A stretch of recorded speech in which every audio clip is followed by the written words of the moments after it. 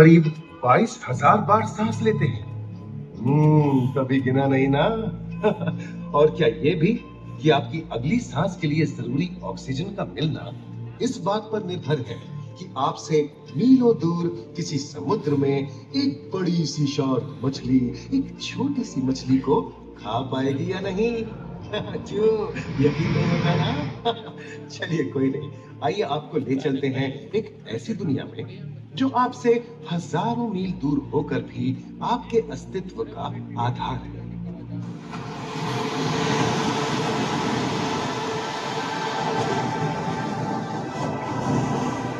ये महासागर है, मीलों दूर तक फैला हमारे जीवन का केंद्र, जिसका पानी हर देश की सीमा से परे है। हमें सांस लेने के लिए जरूरी ऑक्सीजन का 50 से 80% इन्हीं समुद्रों के पानी से आता है। ये भी कह सकते हैं कि ये सागर एक विशाल संयुक्त परिवार की तरह है, जिसमें ये सभी जीव एक ही घर में रहते हैं, जैसे मछलियां, mollusc, dolphin, seal, walrus, crustacean, bacteria, समुद्री एनिमोनी और हाँ, ब्लू व्हेल भी, जो पृथ्वी का सबसे बड़ा जीव माना जाता है। और जंतु ही नहीं, इन समुद्रों में पौधों की भी लाखों प्रजातियां पाई जाती हैं।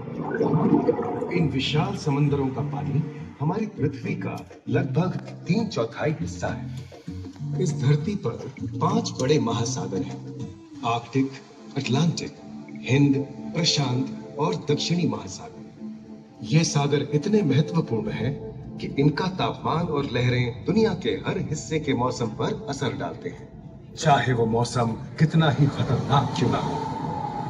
हमारी ही तरह पानी के नीचे पनपता हर जीवन सूरज की रोशनी पर निर्भर है। जी हाँ जनाब, सिर्फ ये जंतु, मछलियां, पेड़ पौधे ही नहीं, बल्कि बैक्टीरिया जैसे सूक्ष्म जीव भी सूरज से ऊर्जा पाकर खिलखिला उठते हैं। ये देखो मिस्टर ऊदबिलाव, कितने मजे ले रहा है। देखा इसे, अपने चेहरे की पोजीशन ऐसे बदल रहा है जैसे किसी स्पा में स्टीम ले रहा हो। और वो चली मैडम व्हेल इठलाते हुए सनबाथ लेने। और ये जोकर मछली यानी क्लाउन फिश, ये तो गाना भी गाती है भाई, बिना किसी सुल्तान के। हाँ, ये राख समुद्री जानती है, और कोई खतरा महसूस होने पर ये कभी घुर्राती है और कभी चहकती है। क्लाउन फिश है ना। और ये डॉल्फिन हमारे स्मार्टफोन से भी ज्यादा स्मार्ट है। ये अपनी आवाज का इस्तेमाल सोनार की तरह करके एकदम सही दिशा में तैरती और एक दूसरे को संदेश भेजती है। जी हाँ, ईमेल या व्हाट्सएप से भी तेज। मोंगा चट्टानें यानी कोरल रीफ दुनिया की सबसे विविध इकोसिस्टम्स में से है। इन चट्टानों को अक्सर समुद्र के वर्षावन कहा गया है। आई, समुद्र में वर्षा, अजीब बात है ना। अरे दरअसल इनका नाम इनके आसपास बसे इन जीवों की विविधता के कारण पड़ा है। इनमें से कुछ मूंगे गर्म उथले समुद्र में, तो कुछ ठंडी अंधेरी गहराइयों में रहकर हमारे इकोसिस्टम के संतुलन को बनाए रखते हैं। पौधे हमारे इकोसिस्टम का एक बहुत ही महत्वपूर्ण हिस्सा है और पानी में ऑक्सीजन का सबसे बड़ा स्रोत है। इस नीले पानी में मौजूद कई पौधों में से एक बहुत ही महत्वपूर्ण पौधा है फाइटोप्लैंक्टन, जो पूरी दुनिया की ऑक्सीजन की जरूरत का लगभग 50% बनाकर हमारा अस्तित्व बनाए रखता है। इन समुद्रों में पहुंचने वाली सूरज की रोशनी की मात्रा के हिसाब से उन्हें 3 क्षेत्रों या परतों में बांटा गया है। सतह के सबसे नजदीक वाली परत को यूफोटिक जोन या सनलाइट जोन कहा जाता है। जाहिर है कि यहाँ सूरज की सबसे ज्यादा रोशनी पहुंचती है और 90% समुद्री जीवन इसी परत में मौजूद है।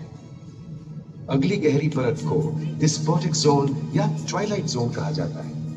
इस परत तक सूरज की सिर्फ 1% रोशनी पहुंचती है, जो पौधों के जिंदा रहने के लिए काफी नहीं है।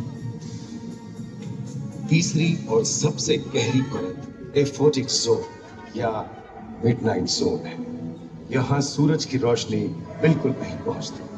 ये परत पूरी तरह से अंधेरी और ठंडी होती है, बिल्कुल किसी हॉरर मूवी के सीन जैसे। ये कई जगह पर इतनी गहरी होती है कि यहाँ आसानी से माउंट एवरेस्ट जैसे ऊंचे पहाड़ भी समा सकते हैं। और इसकी सबसे गहरी जगह है प्रशांत महासागर में मरियाना ट्रेंच।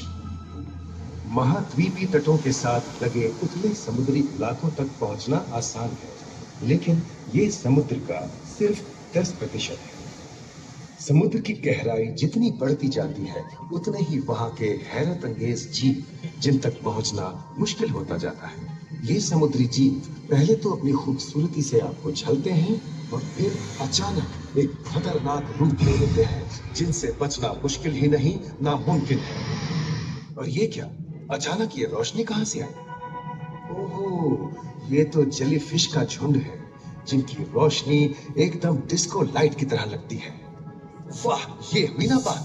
अब सभी बड़ी छोटी मछलियां इन चमचमाती डिस्को लाइट को देखकर पार्टी करने आई। और फिर यही रोशनी उन्हें बेरहमी से दबोचकर उनका शिकार करके अंधेरे में वापस गायब हो जाएगी। लेकिन सभी शिकारियों को छलावे से लुभाना नहीं पड़ता। सबसे घातक शिकारियों में से है शार्क, जैसे ग्रेट व्हाइट और टाइगर शार्क। शार्क आमतौर पर सूरज ढलने के बाद अंधेरे में शिकार पे निकलती है समुद्री जीवों का यमराज बनकर। आज तक शार्क की 500 से ज्यादा प्रजातियों का पता चल चुका है। ये हर तरह के खुले महासागरों में, मूंगे की चट्टानों में, आर्कटिक की बर्फ के नीचे और समुद्र की अंधेरी गहराइयों में पाई जाती है। और ये है समुद्री घोड़ा जो तबड़क तबड़क नहीं, छप छप छप छप करता है, यानी दौड़ता नहीं तैरता है। हमने इन समुद्रों के बारे में बहुत कुछ जाना है, पर अभी भी बहुत कुछ जानना बाकी है। ये सागर गहरे और विशाल, ठंडे और अंधेरे में डूबे होते हैं। इन गहराइयों में पनपने वाली 17,000 से अधिक प्रजातियां मानो किसी कल्पना से कम नहीं। किसी खूबसूरत एंजल की तरह दिखने वाले जीवों के साथ साथ न जाने और क्या क्या देखने को मिले।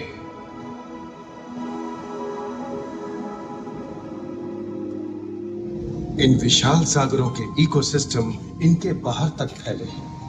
खारे पानी की खाड़ियां, समुद्रों, समुद्र तटों और नमकीन दलदली इलाकों तक।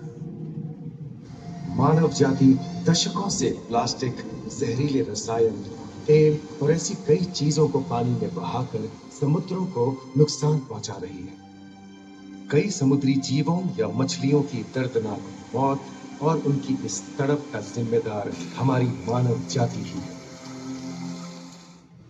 पिछले कुछ दशकों में वैज्ञानिक पैमाने पर सामने आए खतरों में से एक बड़ा जलवायु परिवर्तन है, जिससे महासागर गर्म हो रहे हैं और ग्रीन हाउस गैसों की अधिकता और ऑक्सीजन की कमी के कारण इन समुद्रों का अम्लीकरण हो रहा है। सागरों के इस तरह गर्म होने से पानी का स्तर बढ़ गया है और बर्फ की चादर पिघल रही है। इस विनाशकारी बदलाव के परिणाम स्वरूप समुद्री जीवन खत्म हो रहा है और पूरे इकोसिस्टम के लिए ऐसे खतरनाक हालात हम ही पैदा कर रहे हैं। हमारी आने वाली पीढ़ी का भविष्य इस बात पर निर्भर करता है कि क्या हम आज अपने निजी जीवन से प्लास्टिक को हटाने जैसा छोटा कदम उठा सकते हैं, या फिर हम बड़े स्तर पर सख्त नियम बनाकर उन्हें लागू करें, जिससे समुद्री संसाधनों का दोहन और प्रदूषण कम हो। याद रखिए, बात हमारे अस्तित्व की है, तो बदलाव की शुरुआत भी हमें ही करनी होगी।